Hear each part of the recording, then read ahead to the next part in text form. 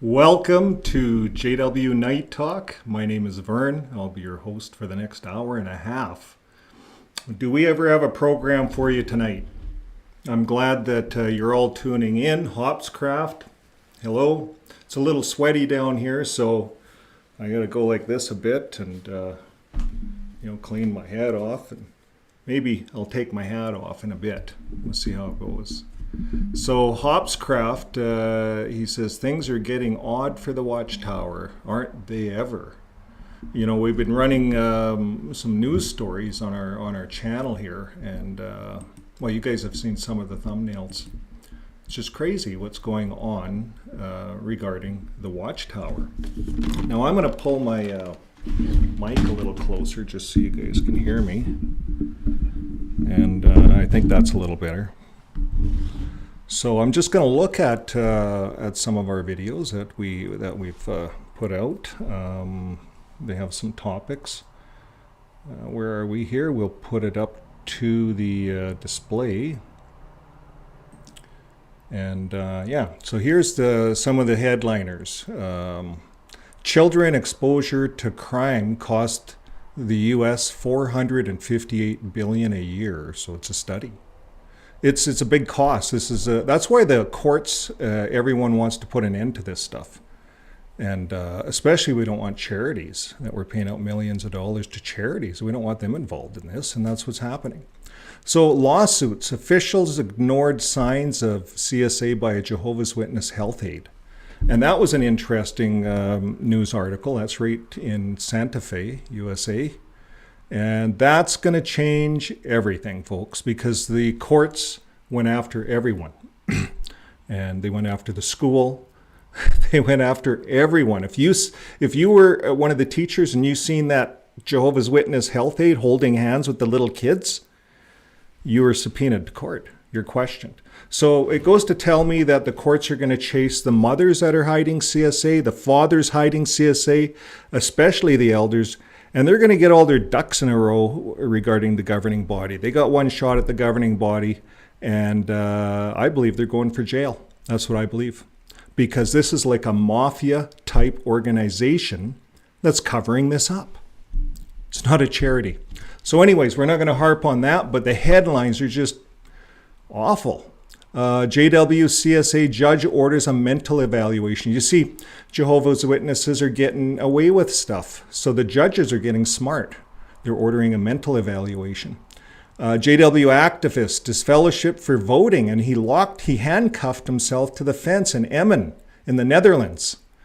So he also has a petition, and he's going for 1,000, same as Canada.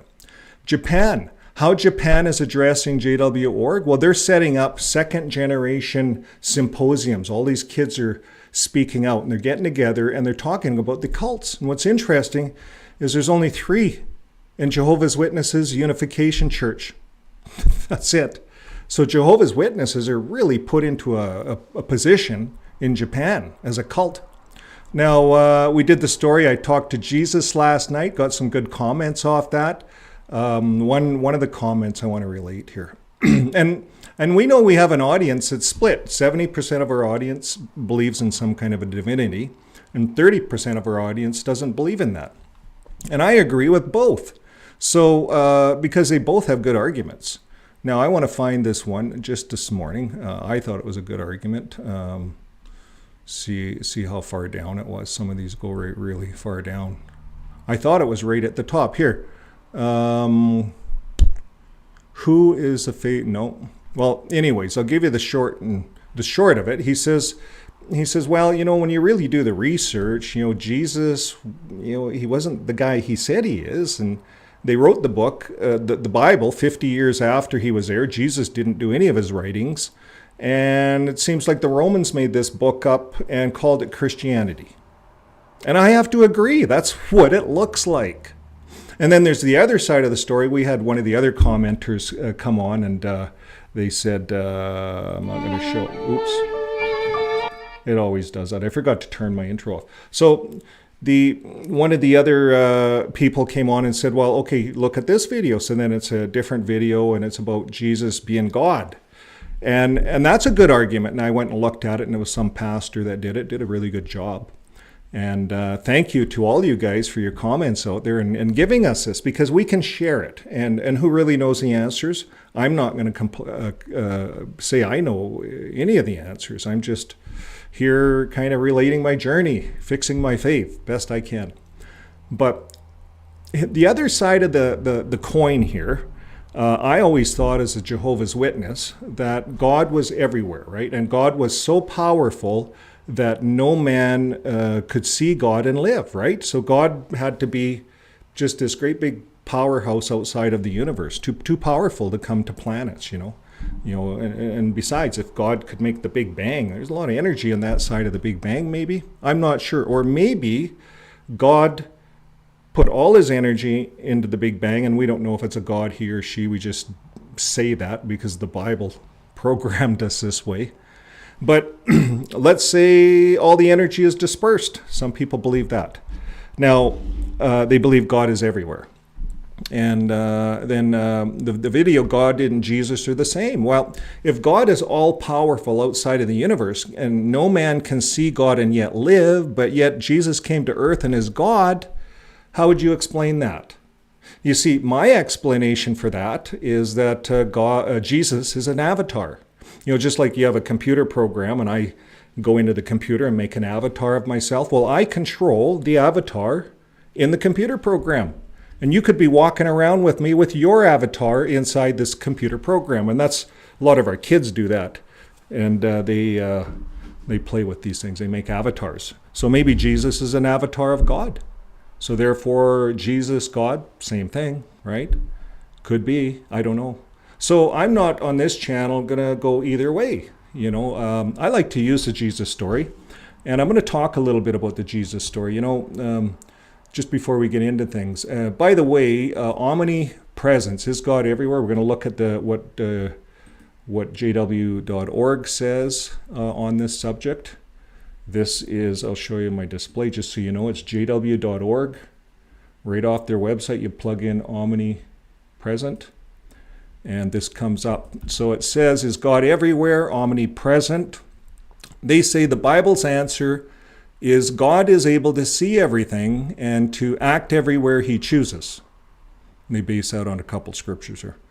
And however, the Bible does not teach that God is omnipresence. That is, present everywhere in all things. Instead, it shows that he is a person and that he resides in a dwelling place. So you know what that tells me, folks? Without going any further in this article, is you and I cannot get to God without going through them, the Watchtower, because they're the only ones that can really talk to God. That's what they're saying. God isn't everywhere. God is not there for all you 8.7 million publishers, soldiers of ours, because they're really soldiers, right? All Jehovah's Witnesses are soldiers. They suffer PSTD, post-traumatic stress syndrome, complex versions. Even if you're a Jehovah's Witness and you're not shunned, you're in the cult, you're in it, you suffer PTSD because the end's coming any day now. So it puts you in a fight or flight mode. So I found with my personality, I could be a little bit flippant. I'm always in a fight or flight mode. And I want to say on this channel, I want to thank my good wife. My good wife is who keeps me going here. And I do sometimes get caught up in the moment, and it's my good wife that tames me down and keeps me doing this stuff. So thank you to my good wife. And she, by the way, she is my very best friend on this planet, and she has saved me so many times, so thank you. And I like to believe that God sends us helpers, and that's what I've always thrown as my story in my head, is God sent me my good wife, because she came at exactly the right time. So now, I believe God is everywhere.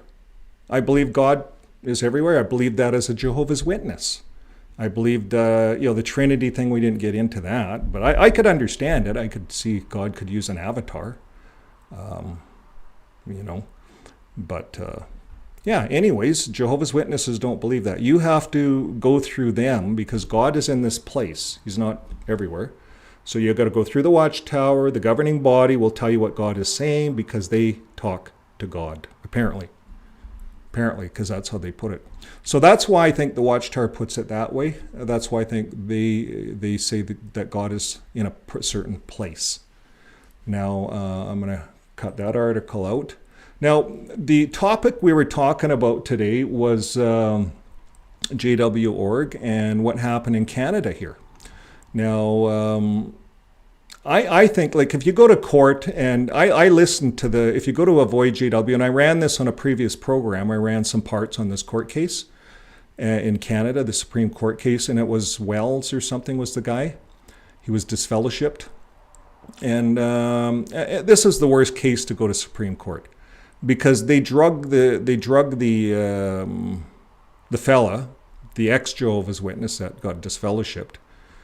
They made his name mud in court. Like, they talked about him beating his wife up, and he's a drunkard, and they had to reprove him, and they opened up their files. Of course, nothing's shredded when it comes to that kind of stuff. They just shred CSA. We don't have no records of no CSA in this congregation. You see, that's what happens. But when it comes to, like, Wells, he had some issues, right? And we're all going to have issues. Wells is a good guy. He was dealing with PTSD, post-traumatic stress syndrome, complex version, within.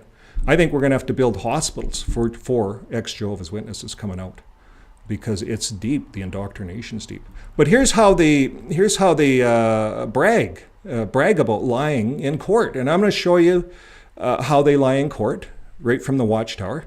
And I'm going to show you how they brag about it right here. So right here, they're bragging, Supreme Court of Canada refuses to interfere with this fellowshipping procedure. And you can go through and read it, but basically they just ran Wells through the mud and made him look like an ass in front of the Supreme Court. And the Supreme Court sitting there, and Wells had a shitty lawyer. I'm going to say that. I watched the 3-hour program. His lawyer was not... I shouldn't say that online, but I just think his lawyer... See, if I ever went to court, I'd represent myself. Because these lawyers can't think like we're thinking. They've never been a Jehovah's Witness. They don't know what it's like. But that's just my thoughts. But anyways, I'd like to move forward and show you... first of all, before we go to watching Watchtower, because we're going to break this down. He did such a good job of this Supreme Court. And I ran it a few weeks ago, and he caught some stuff I missed. And so thank you very much watching Watchtower. We appreciate all your hard work in the background. And he's going to show you how to get the Elders book right off online and the code to get into JW.org. Now, we're going to move forward. Before we do that, I want to show you this.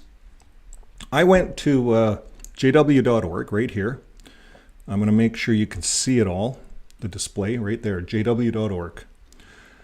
Theocratic warfare strategy. Now, you plug that in, and there's a lot of it coming up, right?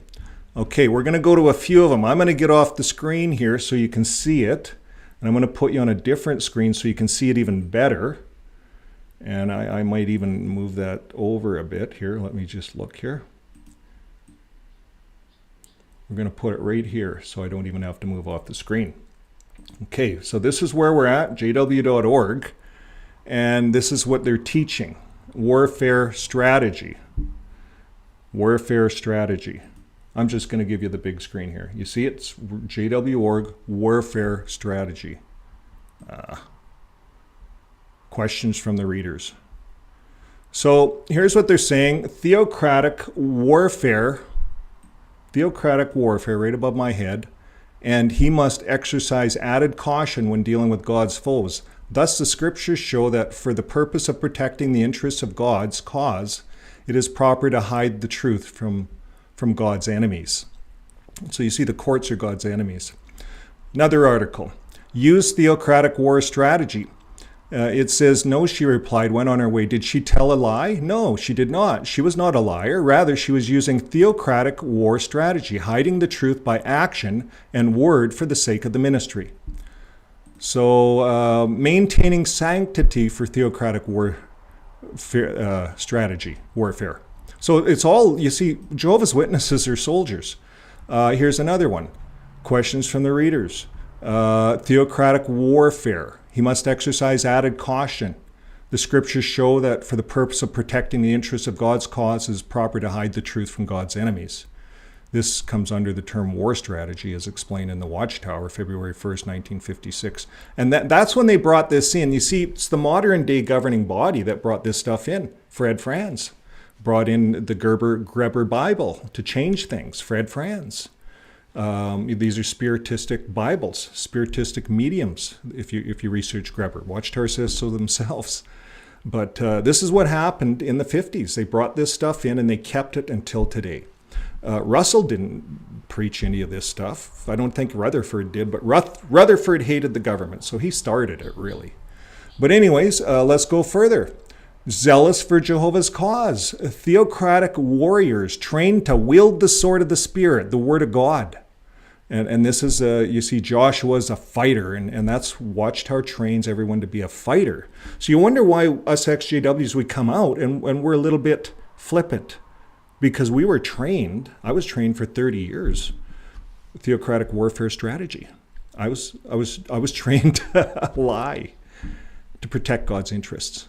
In fact, I lied in bringing goods across the border and into a country that Watchtower had me go in and put a security system. And I lied at the border and said I was just bringing in my family and clothing. And here there was probably 10,000 US worth of equipment. And I lied about it. And they would have had to pay 30% tax.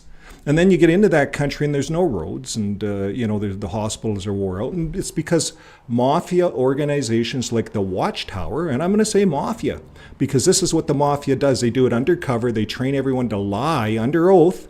They lie. And they lied across the border. They lie for this. They lie for that. It's all for the ministry. But those little countries are in, they need the taxes. That's all I have to say about that. But they're liars. Now, let's go to another article. It now became necessary to use a theocratic war strategy in order to maintain desired contact with occupied countries. In order to get a visa into Norway, I was appointed a commercial traveler representing a brother who was a wholesale dealer in guts. And we solved the problem of getting spiritual food into Norway by regularly sending them food packages, especially eggs, with each individual egg wrapped with several sheets of the Watchtower. And then this was finally discovered by the Germans, and we found another way. So they use all of these German things, and how they had to use this, but they follow this to this day. And we're going to go on out of here. We're going to take a look at, we're done with the omnipresent stuff. So now, and that's that. Okay. So I'm going to go back to my studio here. And I'm going to look at the live, see who's all on, and then we're going to get into the Watching the Watchtower video and see what happened in court here in Canada. So hello everyone. We have a lot of people on, so it's a good time to get into this, dissect this, and really let people know what's going on here in Canada. So I'm going to take a look at the survey. We're at 59%. I'm going to click onto it because I want to do another survey. 59% said yes. What did they say yes to? The God is omnipresence. When you were a JW, what did you believe? So 59% thought that God was omnipresence and 41% thought no. So probably 41% believed what the Watchtower taught. I never really thought about it that hard when I was in the Watchtower. So ending that poll. Now we'll probably have another poll. But I don't have, I had one, but I didn't write it down. But I'm going to get into the into the article here that we signed up to watch. So we're going to go to another screen here. And I'm going to blow this up and play it. Oh, I think it's at the beginning. Yeah.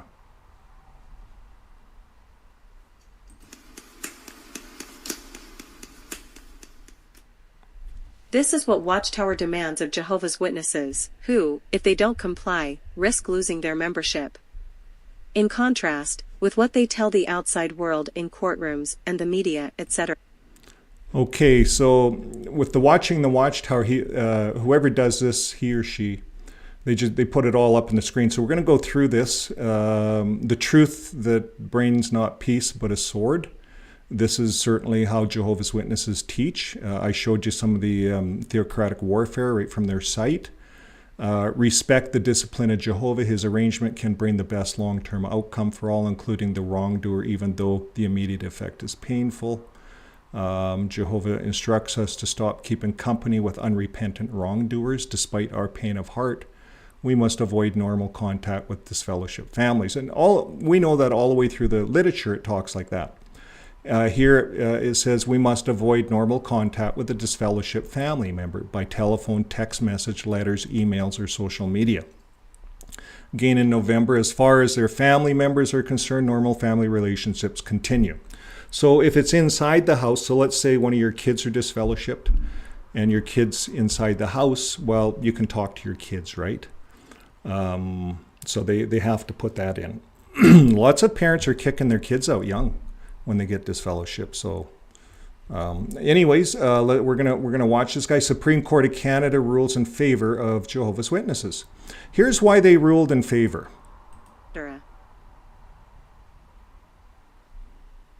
Most Jehovah's Witnesses aren't aware that the following video is accessible on jw.org. So we looked at that video, we looked at this article they were bragging about. And we looked at that article on jw.org where they bragged about it all. Now, this is another link. It takes you to the Supreme Court on the Highwood congregation, and it talks all about the case. You can look at the case brief. Also on Avoid JW has it. And the Highwood Congregation versus Wall was the guy's name. Yeah. And Court of Appeal, Queen's Bench decision. So there's a webcasting of the hearing. So there was a lot on this. This was actually before my time of activism. I've just been into this for about 14 months now. So we're also catching up even what's happening in Canada, because unless you're looking for it, you're not going to see it. Now, here's a little video. He's going to play a bit of it.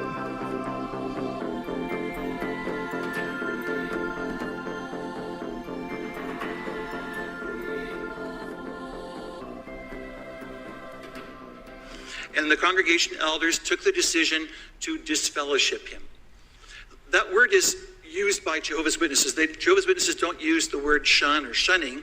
They refer to it as disfellowship, disfellowshipping, disfellowshipped, because that really gives the sense of what's taking place within this particular religious community. Disfellowship literally means no further spiritual fellowship with the individual. And as I point out, sorry, Chief Justice, as I point out in paragraph 22 of my factum, the nature of the relationship then of a disfellowship person is not completely shunned. The disfellowship person is able to come into the congregation, to the congregation meetings. They're able to attend in the Kingdom Hall of Jehovah's Witnesses. They're able to sit wherever they like. They can sing the spiritual songs with the congregation. As far as their family members are concerned, normal family relations continue with the exception of spiritual fellowship. Did you get that? Most Jehovah's there. The JW lawyer just spent the last 30 seconds here. How long here? How long did he spend lying? Now this is going down in history. So many of us have spoken about this. 2 minutes he spent a whole minute. He spent a whole 60 seconds lying in court, in Supreme Court of Canada, saying that disfellowship people can have association with anybody in the Kingdom Hall. They just can't have spiritual discussions. We all know that's a lie. And let's carry on. Watchtower Helper takes us right to the elders' training books. Now, Jehovah's Witnesses train all of their elders all over the world in 120,000 congregations through this book. It's a secret book. We're not all allowed to have it. I've never seen one. But it looks like I can see one on Avoid JW. And I did actually download one. So you can download on Avoid JW, you can download the Shepherd the Flock book. Witnesses are not allowed to even look at the following book, let alone know what the real rules of their membership to Watchtower are.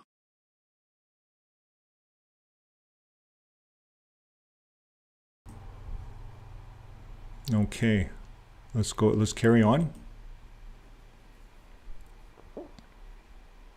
Shepherd the flock, so yeah, you can get that. So now here's the next point. This publication is intended to be kept strictly confidential. It is not intended to be viewed or accessed by anyone other than the congregation elders of Jehovah's Witnesses, and many members are unaware of its existence.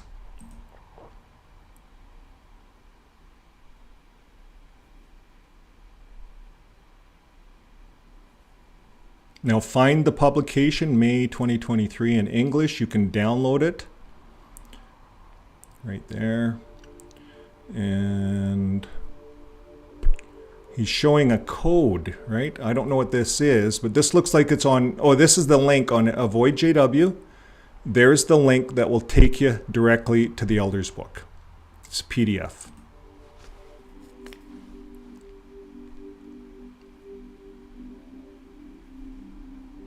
And yeah, he's just showing you to download it. So what else here? And access JWs, there's files, non-relative. Let's see what he's talking about here.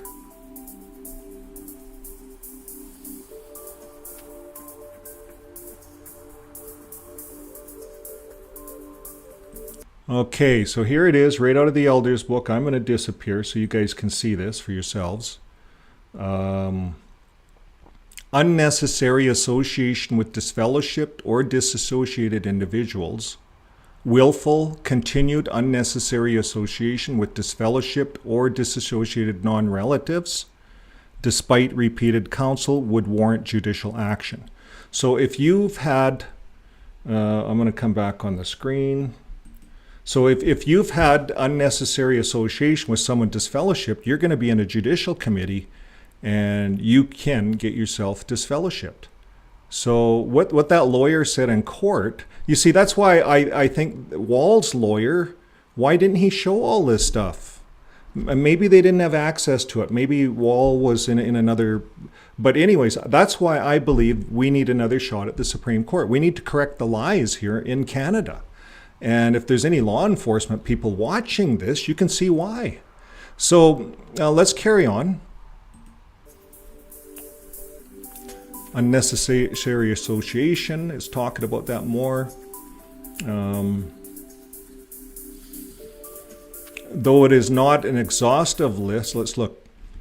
Though this is not an exhaustive list, brazen conduct may be involved in the following if the wrongdoer has an insolent, contemptuous attitude may be evidenced by a practice of these things. What things?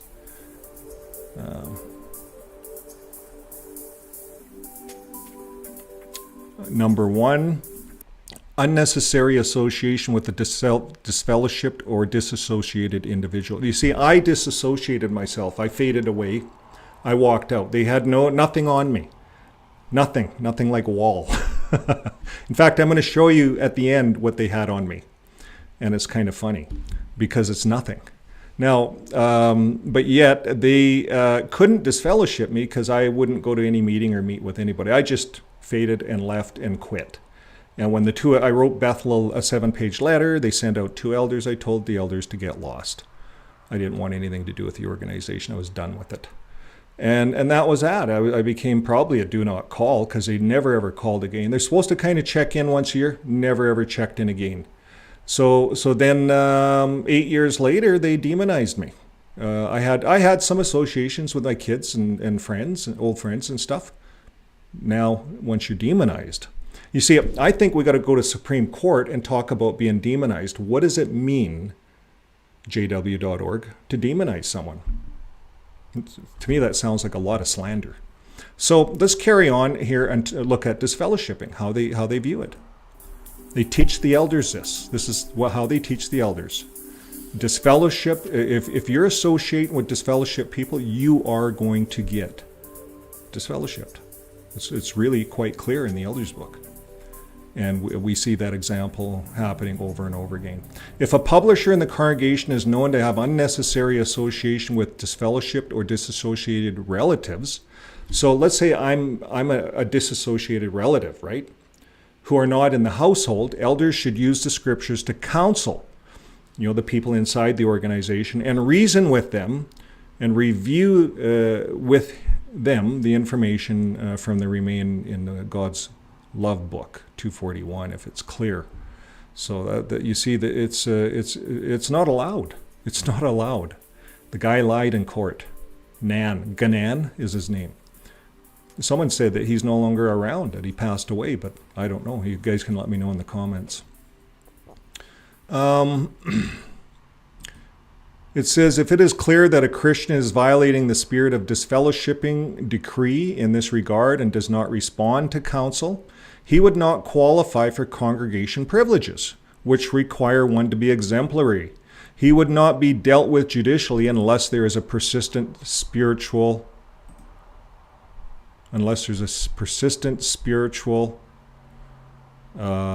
spiritual it uses too. They use the word spiritual association, or he persists in openly criticizing the disfellowshipping decision.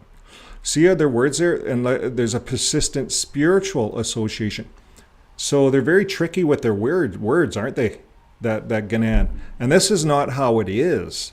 Because Jehovah's Witnesses are all about spirituality every day. You see, they contradict themselves here.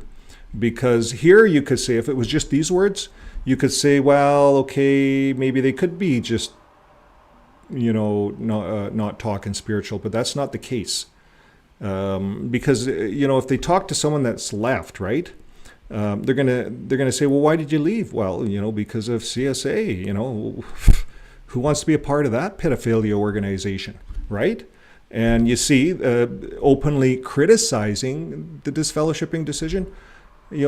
I got this. Let's say I'm a publisher, and I openly said that this CSA is wrong, covering up is wrong. I will get disfellowship for openly criticizing anything, like how they do things, right? Let's carry on.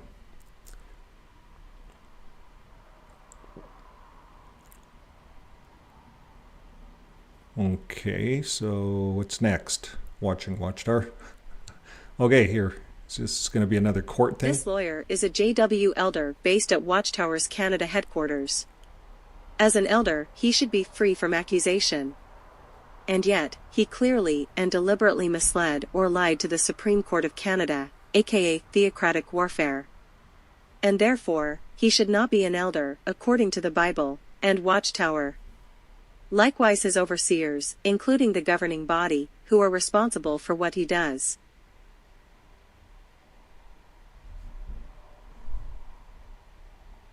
For as God's steward and overseer, as their family members are concerned. Let's go back to that. For as God's steward, an overseer must be free from accusation, not quick-tempered, not a drunkard, not violent, not greedy or dishonest. As far as their family members are concerned, normal family relations continue with the exception of spiritual fellowship. See, there's the lie, right? Especially since this can be accessed through jw.org. This can give Jehovah's Witnesses the freedom to not shun their relatives. I know one family where this worked. I hope it does for others too. Okay, well, thanks watching Watchtower for pulling that together for us. And I'm going to just put it there. So, you guys be the judge. Did the guy lie in court? Or is he somewhat telling the truth? Does this need to be reheard in the Canadian Supreme Court system? Do Jehovah's Witnesses need to be brought forth? You see, the way I see this is they told a blatant lie. They call it theocratic warfare. We looked at like 10 articles on how they promote theocratic warfare. I was taught theocratic warfare. I performed theocratic warfare. I'd have no problems telling the court that and give all the proof for it. But these guys need to be brought to justice in Canada, lying to the Supreme Court. You see, now let's talk about apostasy. I think that has to be brought up, how they treat apostates. And I looked online, and there was a few videos, and this video, because I haven't been around that long to put all this stuff together, but there's some really good YouTubers out there, ex-Jehovah's Witness. This is Niche Story. First time I heard of them. I was just researching this. They have 4.3K subscribers, 820 videos. I was looking at the about. You can email them. And it's an XJW channel, satire. So it's they use satire in the highlights. So I'm sure there's other videos I can find as well. But I wanted to give Niche Story a big thumbs up and a good call out. And so here we go. I'm going to play this. This is how, and I think if there's any law enforcement in Canada looking at this video, this is how the Watchtower's leaders, these are the leaders, they're governing Supreme Council. They claim that they're the only ones that speak to God, that can lead the Jehovah's Witness great crowd through the Armageddon and the Great Tribulation. And they've taught us, I was in it for 30 years, they taught us that the governments, you guys, are the wicked ones. That's if you're law enforcement, that's what they said. They said that we could use theocratic warfare to stretch the truth, to not tell the truth, to skirt issues with you guys. So I'm no longer like that, but I'll testify. I'll tell that's the way it is. And me doing that on this channel is exactly doing that. Now I say everything on this channel without prejudice, because that's a legal term, without prejudice. Jehovah's Witnesses, we don't want them using my words in court. I'm on a live. I really haven't scripted any of this stuff. And so it wouldn't be fair to use any of it in court. And that's why I say everything without prejudice, Jehovah's Witnesses.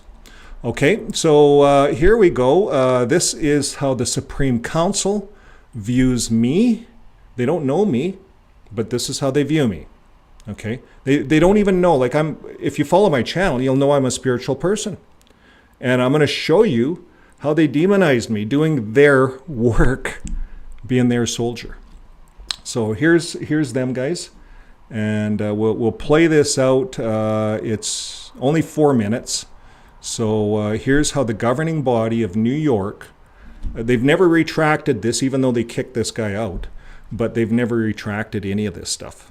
This is how they feel about apostates. And we can show that in article after article after article on their JW.org site. We're going to have this morning a discussion about, while sobering, I hope you find it encouraging.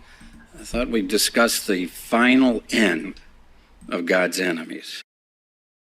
So find that 37th Psalm, and how encouraging to meditate on this beautiful verse, verse 20.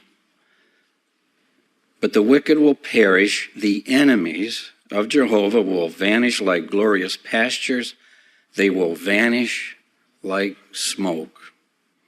So, since they're Jehovah's enemies and Jehovah's our best friend, that means they're our enemies. How we look for. So I think it would be good for the Supreme Court to hear this, like play these videos in the Supreme Court of Canada, and show the Supreme Court from Watchtower literature how they, the Supreme Court, are actually their enemies. And you see, this is what the court system has to understand in the world, that this cult views the court system as their enemy, and they will hide the truth. So let's carry on. Forward to these enemies of Jehovah, our enemies, vanishing like smoke. 1 week later. Now it's interesting, the Isaiah prophecy book had some sobering comments. Come again. Sobering comments. Never mind. Isaiah 66, and we're going to read verse 24. 3 weeks later. What is this place called Gehenna? Just to review it a little bit, and the Isaiah prophecy book had some fine thoughts to aid us with this. They quote this Jewish scholar who wrote, quoting him, "It is a place adjoining Jerusalem, and it is a loathsome place. And they throw their unclean things in carcasses Also, there was a continual fire there to burn the unclean things and the bones of the carcasses. Hence, the judgment of the wicked ones is called parabolically Gehenna. Several months later. What the fire did not consume, the maggots would. Now, I don't know if you know much about maggots, but you see a whole bunch of them. It's just not a pleasant sight.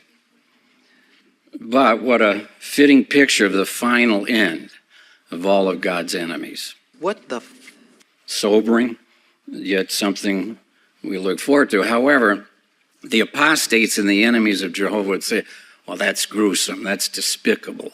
You teach your people these things? No, God teaches his people these things. This is what he's foretelling.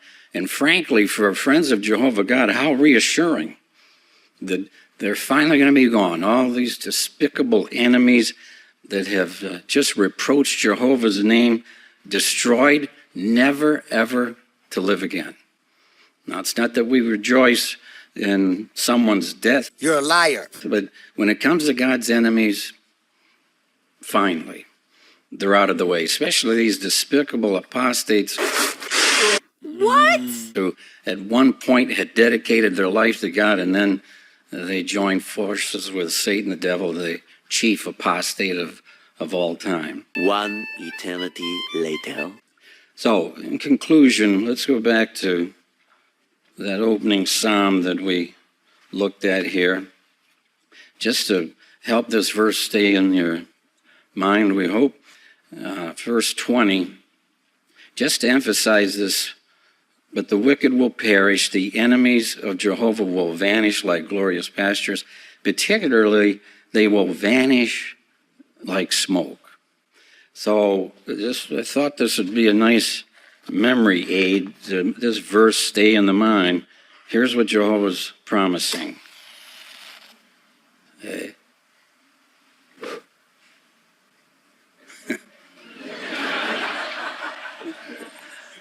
As Jehovah's enemies, they're going to vanish like smoke.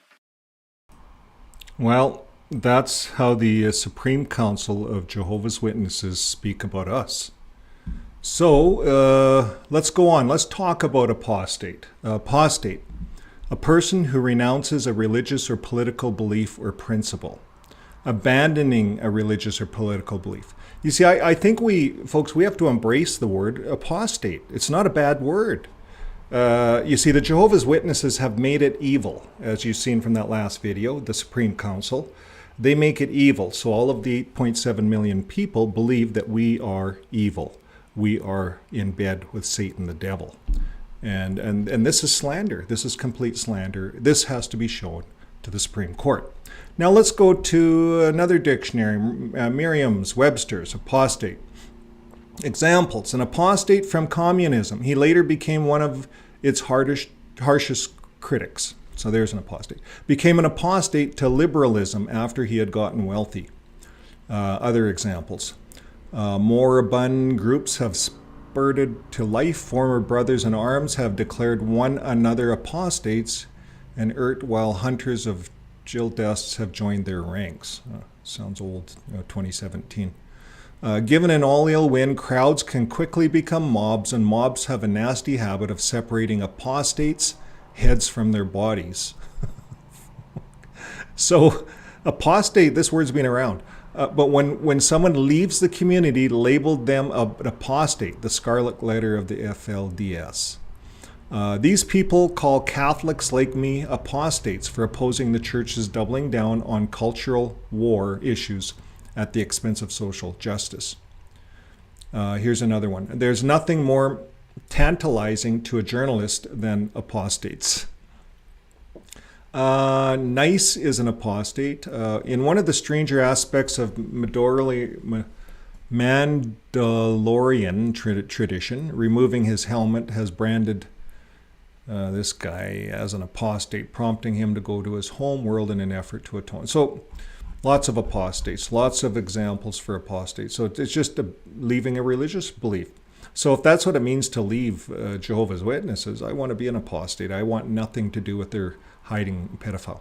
Now, what I want to show you is how one man viewed an apostate. He wrote it. He wrote an article on it here. I'm gonna get it to so you can see it. Follow along with me. It's a really good article, I thought. Was Jesus an apostate? He said Jesus was an apostate. And this guy is, it's NH New Humanist blog, Human Rights and Ethics. Here it is. The Reverend Brendan Johnson believes in God but not dogma, which is why he supports our apostasy project. Let me start by saying that I've found labels to be very useful, and that most people who identify themselves as having an ism often end up saying, oh, but I'm not that sort of Christian, atheist, florist, or whatever. And having said that, I have a label. I am an interfaith minister, and I call myself Reverend.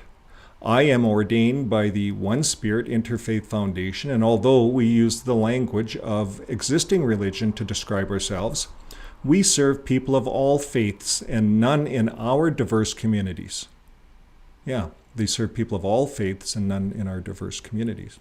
We believe that difference, when approached as a potential source of enrichment, need not be experienced as a threat. And on a personal level, my search to bring meaning to my life and to others has always led me to reject the dogma in all of its forms, political, cultural, and religious. In the interfaith movement, I have found a place where I can express myself and, more importantly, allow other people to find their own answers, whatever that may be.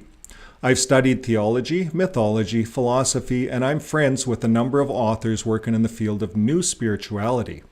But when it comes to arguments about magic, carpenters, talking camels, flying angels, and so on, I find myself most often siding with the humanist and atheist. These things are, and I believe, intended to be read as myths. I think anyone who falls into the error of literalism is massively missing the point. The God I believe in is far removed from the angry white man on the clouds smiting people. I have more in common with anyone who believes in the mystical, the unscientific, the impossible to describe, yet all-pervasive force we call love. Thumbs up, I agree with that. He goes on to say, let me give you an example. In the Christian New Testament, there's a story of how 5,000 people were fed using 5 loaves and 2 fishes. Now, if a gathering of 5,000 out of a population of only half of a million, according to the estimates, gathered in a country that was occupied by a foreign army who recorded everything, wouldn't there be some sort of record in the Roman archives? But there isn't. So it obviously isn't some sort of historical account. So what would any reasonable person conclude? That this story with a moral, that this is a story with a moral. Yeah, makes sense. Frank, that's what Frank was bringing out in that last discussion we had. And we read one of his articles. Now, this writer goes on to say, in this case, that there is a source of love here through Jesus, God through Jesus, which is inexhaustible, and there is enough for everyone. So, this is the whole thing, right? There's enough to feed everyone. Now, I've come into contact with far too many people who refuse to think beyond the literal and the labels, so that when someone tries to express their own thoughts, they don't see the person, they just see someone who is wrong or evil. And that's how the Watchtower sees everyone, right? Us especially. Because they don't believe in the same ideology. They claim to believe in love and forgiveness, yet they shun someone simply because they have changed their minds. This happened to me when I rejected Catholicism, and there are still members of my family who are praying for my soul to return to the true church, which is nice of them. And you see, that's what Jehovah's Witnesses are doing for us, praying that we will come back to the truth. So every religion's the same. So here's what he goes on to conclude with. He says, apostasy is one of the few labels that I've ever been really drawn to. I always felt it was a badge of honor and a great compliment. It means someone who holds an opinion, which is all a belief is, right? It's an opinion. That it is wrong because it's different. Almost all the great thinkers, including Jesus, started as apostates. You see, Jesus was an apostate. We talk about that a lot in this channel. In fact, we made a little skit a few days ago about praying, and Jesus talked about him being an apostate. So keep up the good work, Vern. Jesus, this is another guy viewing this the same thing. And he goes on to say, anything that allows people true freedom of thought, which is, after all, the only freedom we have that cannot be taken from us by force or legislation. And it must be preserved and defended. And people must be supported to swim against the tide. And this is why I back the Apostasy Project. I value and want to support the right to think differently for all. As Benjamin Franklin said, if everyone is thinking alike, then no one is thinking. So this article was brought to you by the New Humanist, a quarterly journal of ideas, science, and culture. And the writer on this article was Reverend Brendan Johnson. And I think he did an excellent job. So I embrace being an apostate. How about you guys? How do you feel about being an apostate? I could run that as a survey, but I don't think you'd be on this channel if you weren't somewhat of an apostate. Now, we wanted to. We're sitting at 6 o'clock here, so we have a little bit of time here, and I'm going to show you. I had one of the subscribers asking what I did up north in the Northwest Territories of Canada, and this is where I think I've been labeled as an apostate. I'm shunned, all of these other things, and I really don't know what I did wrong. I just quit. I quit because when I was doing this territory, they gave me a lot of opposition. But it's interesting. I do have a lot of writings on this, and I may share it on a future video. I may share the writings, actually get the stories out, because there's about 500 pages of writings. And at this point, if I'm demonized over these writings, well, they could be held as evidence.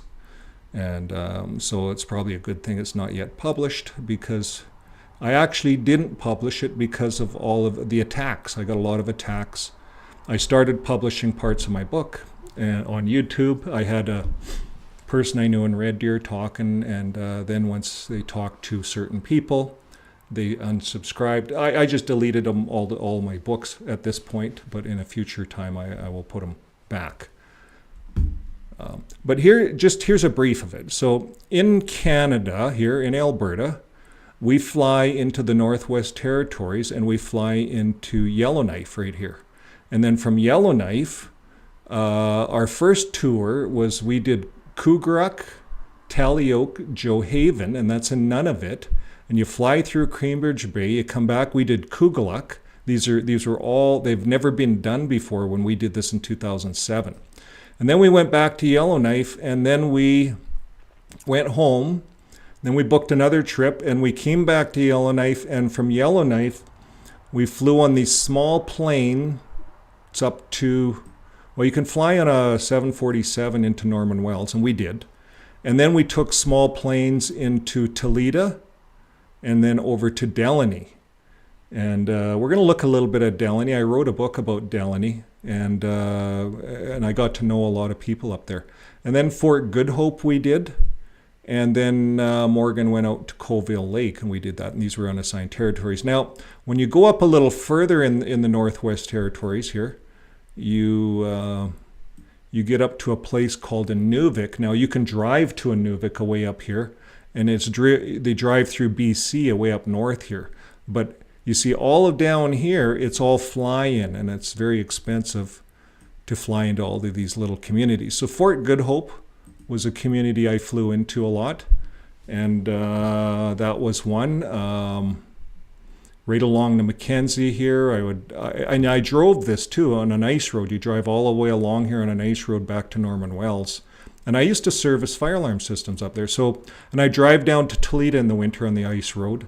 And I never drove to Delaney. I always flew in to Delaney. And you can fly from Toledo. There's airports all over here. Little planes fly around. And it's expensive. To stay in a hotel here in Delaney is $300 and some bucks a night. It's a nice place, but they only have one hotel, most of these places. So this is the Great Bear Lake. It's the 7th largest freshwater lake in the world, although the internet says 8. Russia tried to get in on number 7 because everyone wants to be number 7. Russia has a lake that borders a Salt Lake Ocean or sea, and it's not a lake. It's not a freshwater lake. So I go back to when I was in school. I was taught that Great Bear Lake was the 7th largest lake in the world. And Great Bear Lake, it's like an ocean. This little town here, Delaney. You look across here. You can see across this side, but you can't see across this side. Now, there's a little island out here, and I write about that in one of my books about the lost language. Now, this town has, I call it the lost language. It's a language where they don't speak, they don't use words, and they actually can read each other through facial expressions and stuff. It's really quite interesting. So I wrote a book based on some of that and talking about them. Now, this small community doesn't get the recognition it deserves because all of the men during the Second World War were taken from this community and brought up to Port Radium. And Port Radium is right across the lake, and that's where they found radium.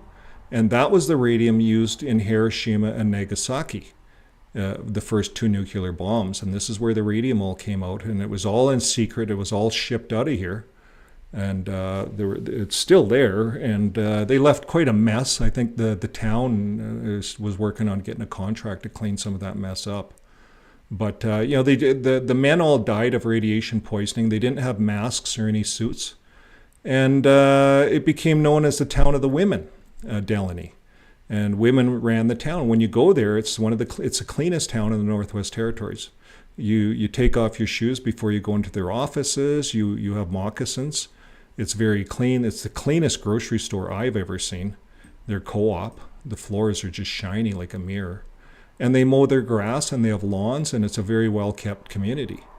So this town, I really fell in love with the town, and I got to know a lot of the people over the years. I started in 2007 with the JWs and ended in 2012, and I kept going back until 2018 to these communities because I ended up with little work contracts, northern stores and stuff like that. But yeah, a lot of people don't know about Port Radium and how the nuclear bombs were built right from here. Slave labor from these indigenous tribes. They weren't given nothing for it. Their kids were taken from them and put into residential schools, and some of their kids never came home. They disappeared.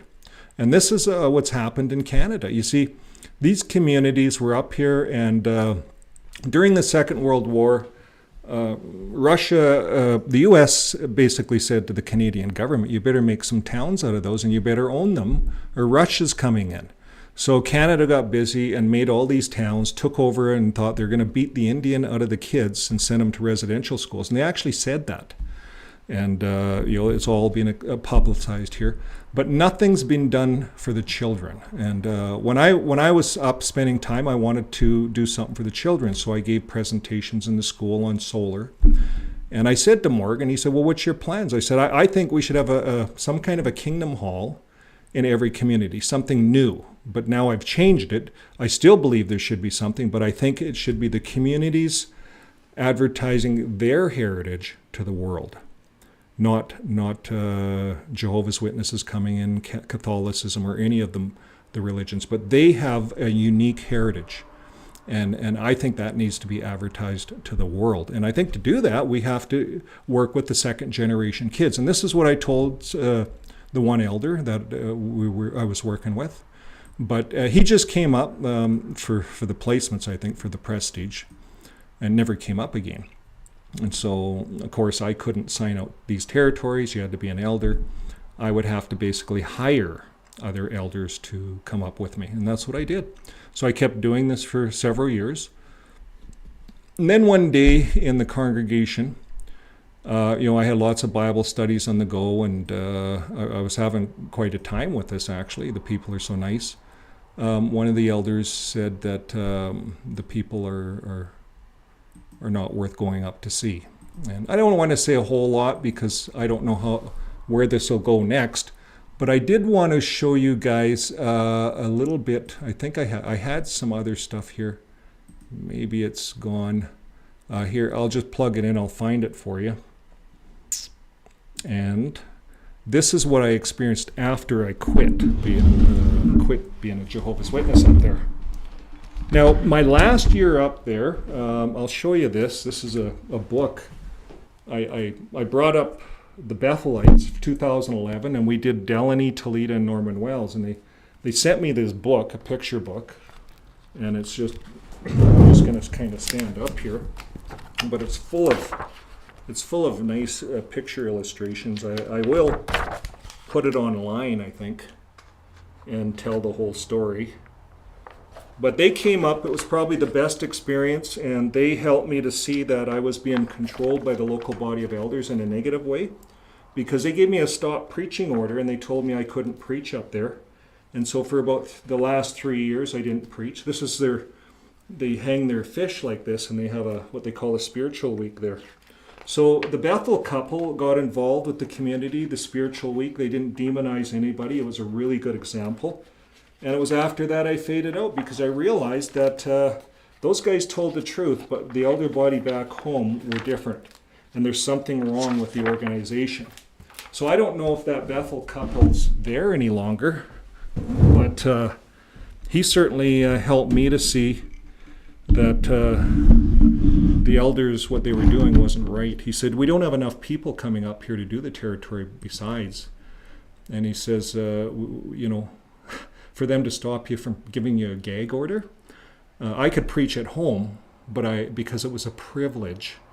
You see, I lost all my privileges, and because I brought some indigenous stories back, and they didn't like it. I said, look, we should look into these stories. There's some really good ones. So, anyways, I want to show you a little bit about the Delaney drum dancers. And this is what we experienced with the Bethel couple when we went up. I'm going to put it on the full screen here. And here's a drum dance in Delaney.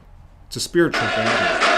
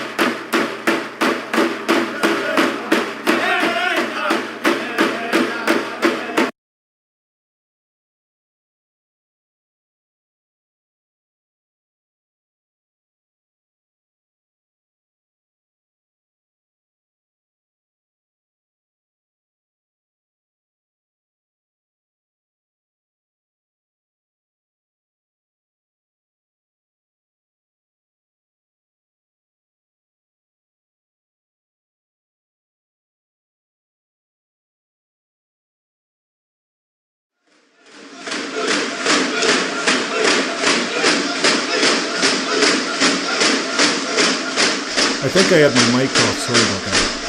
But these are the hand games in Downey.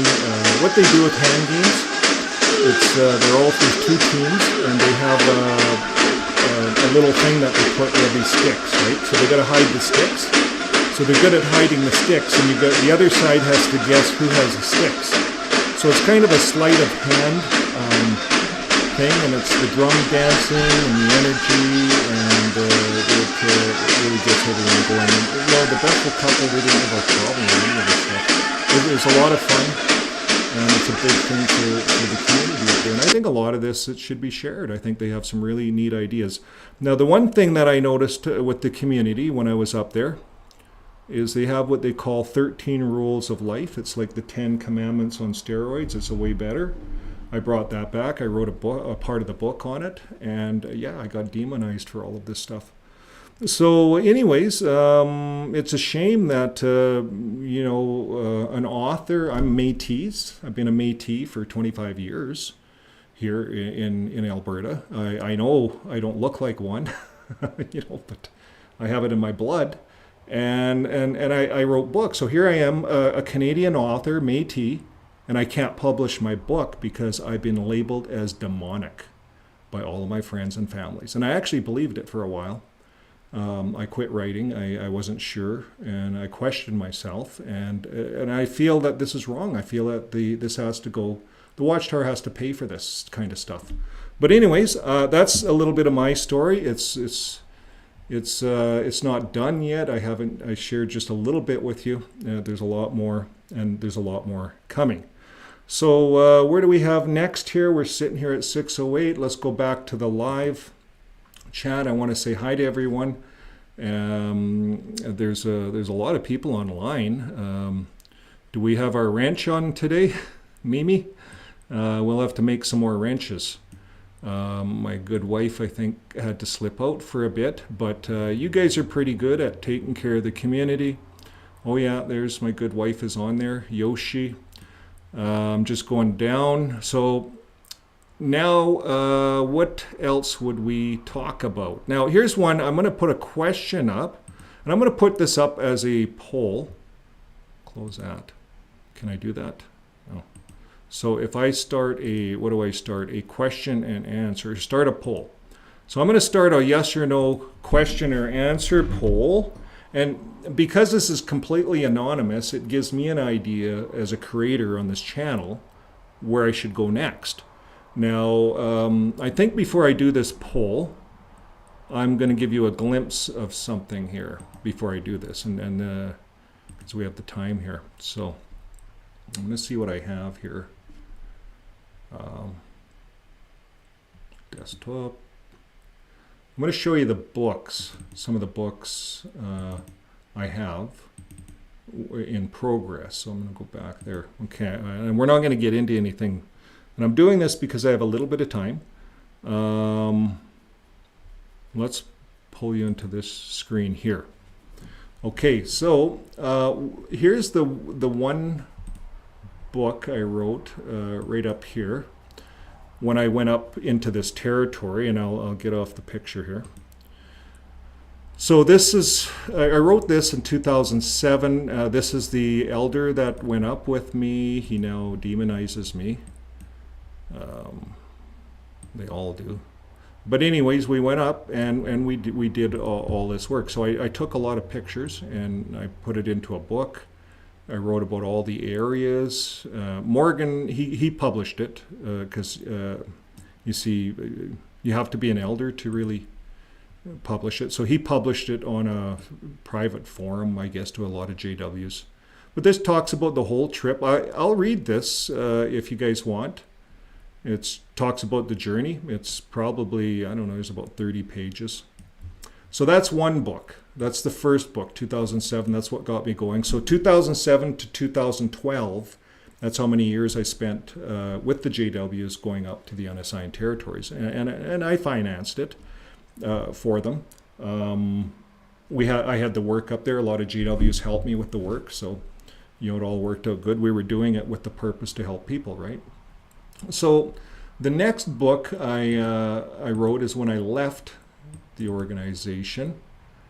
And I went up north and I started, I wasn't sure about a lot of things. So I started just, my mind would wander. So I always wrote, all of my life I wrote. I'd go to the district assemblies and I'd sit there and I'm supposed to take notes, but I'd write a story into the notes. You know, a lot of the symposiums and stuff, so I'd make them into a fishing story, you know, and there's a fisherman up top and there's bait on the hook, and of course the fisherman up top's the antagonist, you know, we're down below the fish, we're the good guys, and our buddy got ate the bait, you know, so he got caught by the devil, got reeled in, he disappeared.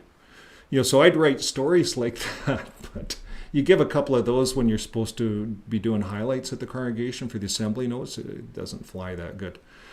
So I wrote this one, From the Cosmos. Was one of the stories I wrote. That was the first one in the series, but I wrote it later. It's interesting how the mind works. But that's a little story from the cosmos, you know, coming through time. And this is the Badlands Guardian. This is interesting. Right here, right above my head. Now, if you type in Wikipedia, the Badlands Guardian, this is in Medicine Hat, Alberta, here. This is a little oil rig in the middle, little oil rig. Now, this is all hills. This is the biggest geoglyph in the whole wide world, and it's the only one that's made by earth, wind, fire, and rain, or whatever, the 4 elements, right? Made this. This was carved out by Mother Earth. This was not man-made. And it's a gigantic Indian head. So I had the whole idea in my story. I called this the spirit of 2 ravens. And so I read Revelation, you know, Revelation 1 and 20, it talks about the 7 spirits over the earth, right? Well, I didn't realize I was actually writing about a pantheon of gods back then. Right after I left JW's, I started writing this stuff. And I didn't realize there was a pantheon, but I just was reading about the 7 spirits, right? So I thought, well, there's 7 lands, 7 seas, you know, we're in the 7th land, right? So this is the 7th spirit. And this Indian head is a geoglyph, you know, the Mother Earth made it. God made it. Who made it? So I made a fictitious character I called 2 ravens. So by the spirit of 2 ravens. So 2 ravens is this Indian guy right there, the face, but he hovers up and he floats. And he crosses his legs and he floats around. He's 2 ravens. So he's in all of my books. And it just became a character. So then I wrote A Journey to Love, and this is a collection of stories. This is just kind of a thing about it. So the real story, The Journey to Love, it's here. That's when I met my good wife, Shauna, and I wrote a story. It's a love story, really, and how I met her, and it was like we were stranded on a deserted island. And I wrote about, you know, being shipwrecked in life, and I had different parallels of my life because I was shipwrecked, right? And then I ended up on this island, this desert, or this deserted island, and I met this woman on this island, as you can see her peeking through there. So it's a love story. And then I wrote a book, Finding Purpose. So I got out of the JW cult and I had to find purpose with my life again. So I wrote a whole book on it, Finding Purpose. And here's what it is. For thousands of years, we have lived in a world of fear, chaos, and anarchy by man. And the ancient remedy is deep within each of us. And it starts by first casting your 3 wishes. And then watch as the magic flows. And focus on your 3 wishes. And then watch as your purpose glows. And act on your 3 wishes. And then watch as your truth is known. And love your 3 wishes. And then watch as your purpose is shown. Be careful what you wish for, because it just might come true. And that's what happened in my case. I had some wishes. I wanted to find a partner. I found one that met every one of my wishes, and I tell people, cast your wishes. JWs teach that it's wrong to wish. They do. They teach that it's wrong. At least they did in where I came from. But it's good to wish. It's part of our thought, and it's part of opening up our mind, right? So I wrote that one, and then I wrote Finding Purpose. That was I gave it a different title. Then I wrote To the Satu. Okay, so this is To the Satu, and I wrote here's the little journey. So right from Edmonton, you see that we go right from here, and I did this. This book is written on an electric bike, driving an electric bike all the way through these towns.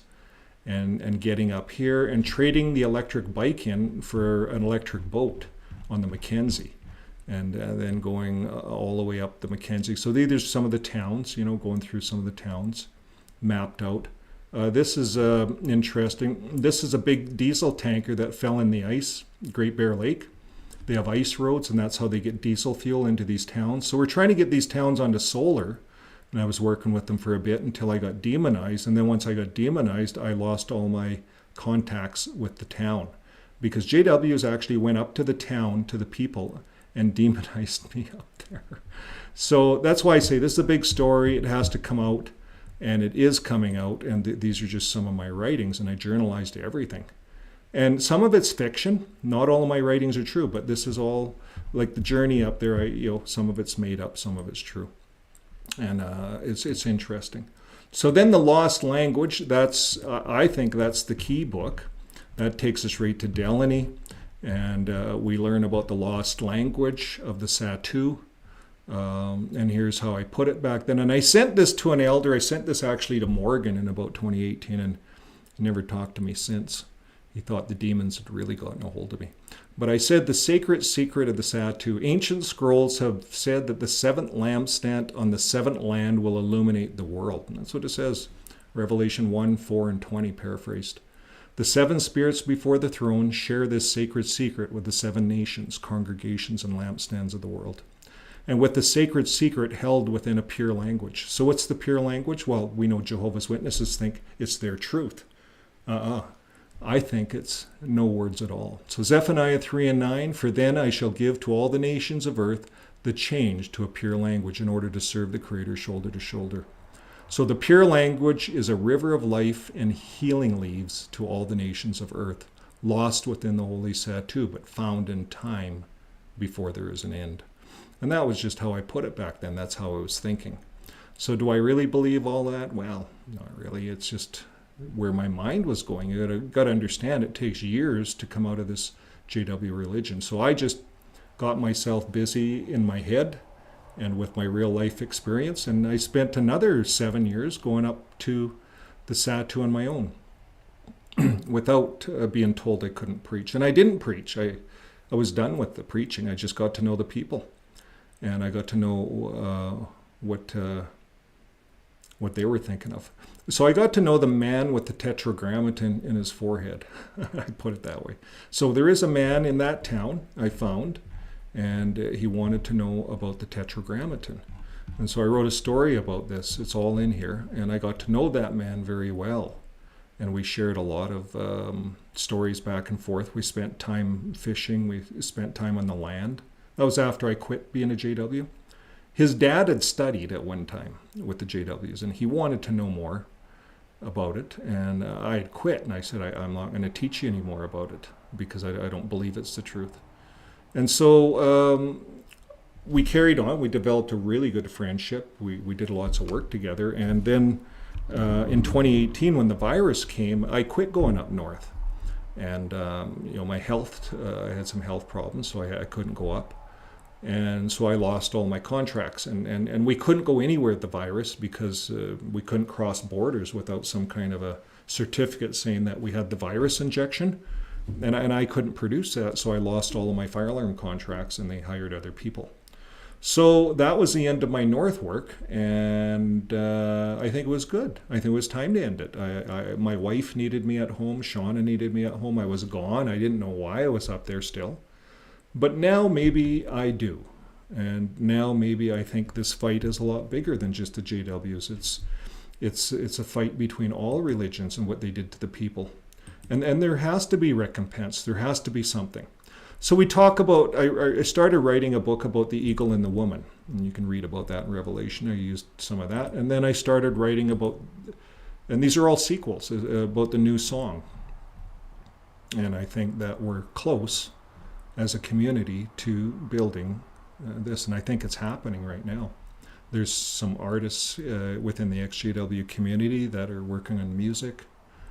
I actually wrote this back a while ago, but I wrote it about this summer. And Some of it came true, some of it didn't. Just to see what my you just try and you think and you just envision what is going to happen in the next 3 years.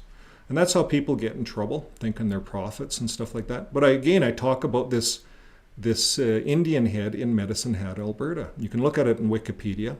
I have it all here, and it's interesting. And I had in my mind that this is where the new song would come. So we would all meet there on the seventh land, and that's where the new song would happen.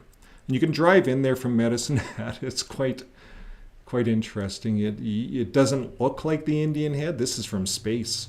You can't see the Indian head when you're there. It just looks like hills.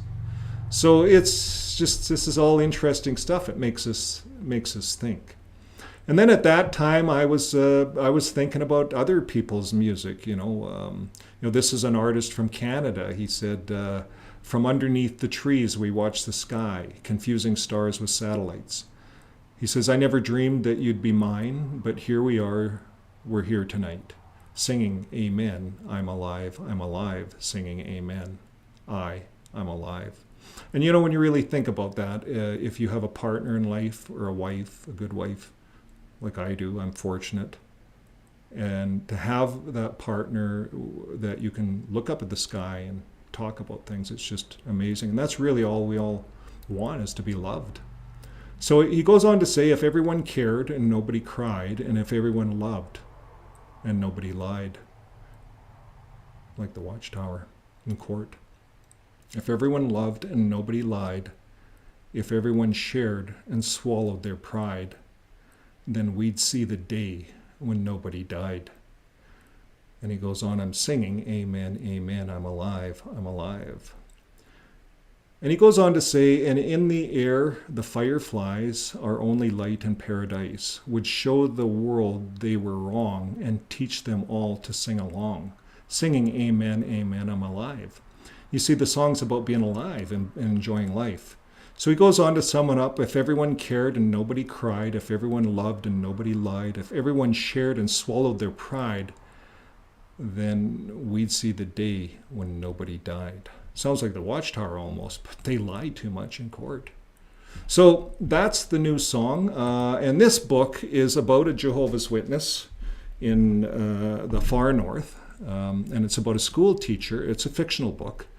It's fictional and true, and I had a beef with the power companies up there because they weren't helping the people they were monopolizing on the people for solar power, and they'd come into a community and they'd lie to them, the power companies that are government funded, all government made, and I challenged them, and I said, you guys are liars, this stuff doesn't cost that much, and they overinflated the price of solar by 10 times, and communities are buying into it. And so I went up there and I said, you guys don't need these guys. You can do it all on their own. So I think Delaney and a bunch are doing it on their own. But one community went with them and they just hosed them. And the stuff isn't even producing power from the last I heard.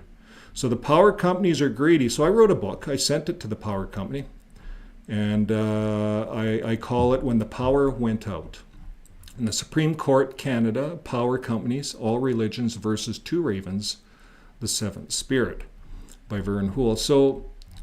So in this book, it's the original Children of the Land, and I actually have a friend up there who I called Two Ravens, that friend I was talking about, who now doesn't talk to me because he wanted to study in 2018 with JW, so I connected him up, and I said, you should be able to study with these guys. And within 3 months, he phoned me up and he said, I can't talk to you anymore, I have to shun you. So that's the last. That's how it works. That's why I'm wondering, what did I do wrong? No one would ever tell me. He told me that my writings were demonized. So I think my writings should all go to Supreme Court, and every Jehovah's Witness lawyer should read it all, and the Supreme Courts, to see if I'm demonized. I wrote fiction based on real events. So anyways, I write here about a courtroom, and it's about the power companies, because the power companies in the Northwest Territories were cycling power. So what they would do is they'd control the power and they'd charge tremendous amounts of money. You see, you remember, we stole all these communities' kids. This is second, third generation now. They lost all their traditional ways. We had to form communities to combat the Russians. You know, the U.S. and Canada did this together. And it was part of the Second World War. It was a strategy. It was a theocratic warfare strategy. I don't know. But it was a strategy that they used back then. And it wasn't the right, they go back. We could have done things different. They should have done things different, but it is what it is today. What are we dealing with today? And that's what we're asking as second generation, third, fourth. Are we going to fix this? Or are you just going to be throwing money at people and not fixing it? And this is the problem in Canada, I think, in lots of parts, even in the U.S. But anyways, I talk about this, and the Jehovah's Witnesses went up. They cycle power, and if you don't pay your bill, if someone in the community doesn't pay their bill, they shut the power off for a half hour, turn it back on. Shut it off for a half hour, turn it back on. And so the chief, he says, who didn't pay their bill? Who didn't pay their power bill? So they found some little old lady that didn't pay their power bill. And so they probably all pitch in and pay the power bill to stop the cycling. And this is how the power companies are dealing with collecting money. They were anyways. They were, and this is a fact in northern Canada. It's our government-run power companies. So now Jehovah's Witnesses are up there and going door to door. And you know how Jehovah's Witnesses do a lot of doors and they just stuff literature inside doors? Well, this is what they do in the winter in these cold places. They go up north in the winter and they just go door to door and they put their literature in bags and they stuff them indoors. So here the school teacher flew in and the power went out and she got disoriented, fell down, broke her hip. And she was laying on the floor. And the Jehovah's Witnesses came by, opened the door, chucked their literature in. They knocked. She couldn't get to the door. And they knocked. No one came to the door. So they opened the door, chucked the literature in, and closed the door. But the door didn't shut. And the lady almost froze to death, lost her legs. And then it's the Supreme Court. And that was the story. So the story had a twofold meaning. It was to the power companies and to the Jehovah's Witnesses for their scandalous methods of dropping literature in these communities. And that's got to stop. So that's kind of my story, folks. That's a bit of it. Those are all the books I wrote. And I'm going to go back to my Night Talk screen. And I'm going to look at the live. So I'm going to put up a survey here. And I want you guys to give me your honest answer, because I don't want to waste time either. But here's the survey. No, that's not the one. I'm going to start a poll. Okay.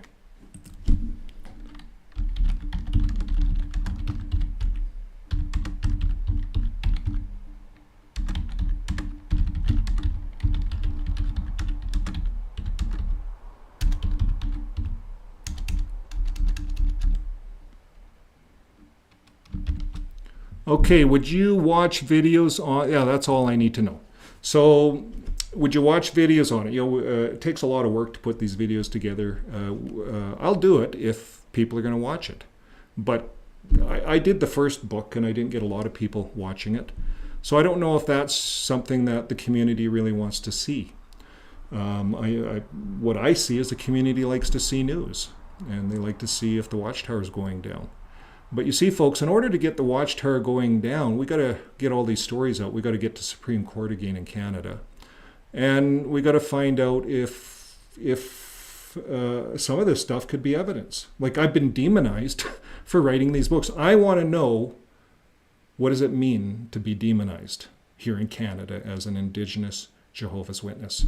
You see, the elders got up on the platform and said all kinds of nasty things about the Indigenous communities. And they even went up north and went into a remote community around Yellowknife. They didn't fly in where I went. And I invited every elder over the 7 years I was in that congregation. And they wouldn't come with me, but they went on their own. And it was like they had a point to prove. They had a point to prove, and they proved it. And I quit. And so now I think Supreme Court should hear their point. And I think that's where it's going. And I don't want to say too much more, but as you know, I did file a complaint with our CMP and I did get a reply back, and things are in progress. So that's about all I can say on that. And we are pushing to get back into Supreme Court here in Canada and correct the lies and to show that JW.org is actually proud of their lies, and they call it theocratic warfare. We want to expose this and show the court, the Supreme Court, the real truth. So that's the show for today, folks. That's all I have to say. We are right at 6:31, so we have hit the deadline for what I do. Thank you very much for everyone online. There's too many people for me to really go through. Appreciate that. 100% said they'd like to see more on the book. So maybe that'll be a project I will do, but maybe I will see what happens first here with our local RCMP. And I'm gonna be taking advice from them and asking them what I should be talking about online and what I shouldn't be. So that's where we're at today, folks. Thanks very much for your showing up. Shows that there's 363 views today with 41 concurrent viewers. That's one of our bigger shows. So thank you very much for that, guys. And if you haven't subscribed yet, it helps our channel grow. My good wife was looking on YouTube and she says, we have 18,000 people that are return viewers. And, we only have 3,600 subscribers. So there's 18,000 of you guys out there that are coming back to the channel. The channel in the last month has grown substantially. Before last month, we had 40,000 views per month. Now we're at 120,000 views per month on the channel. So there's a lot of people taking an interest in this channel. We're going to keep on it. We're going to keep talking. And thanks, Jim. JM, thank you very much. We really appreciate the donation. It really helps us. And we're going to keep doing this. I think it's as long as my good wife can put up with me. But we're working on it. I'm realizing that there's a lot of this stuff that gets bottled up, and sometimes we don't know how to talk about it. So that's what I'm working on, talking about it, getting it out, and finishing this. And it's time to go back to the Supreme Court of Canada. And I think it's time to go back there for all kinds of things. Religion. Look at what the churches have done here in Canada with the residential schools. I think there needs to be recompense. Why are they building $28 million Catholic churches in Saskatoon, Alberta, and yet they owe the Indigenous communities, they've committed to paying them $25 million, but they didn't. They took that $25 million and built a church, a big one. I ran a video on this. It's disgusting. And this is how they are treating the atrocities that they did, just like the Watchtower. They're running from it, hiding from it, using all the legalities they can, and going to court. And I think we have to start getting to court ourselves. These lawyers just aren't saying it the right way in court. And I don't know if it can be done, but I'm not much for these lawyers because they miss it. They miss the emotion, the real what's going on in this organization, and it's not getting shown in court. Why? Why is that not getting shown? So hopefully I'll find out soon. And until next time, keep living your life with love. And thanks again. We'll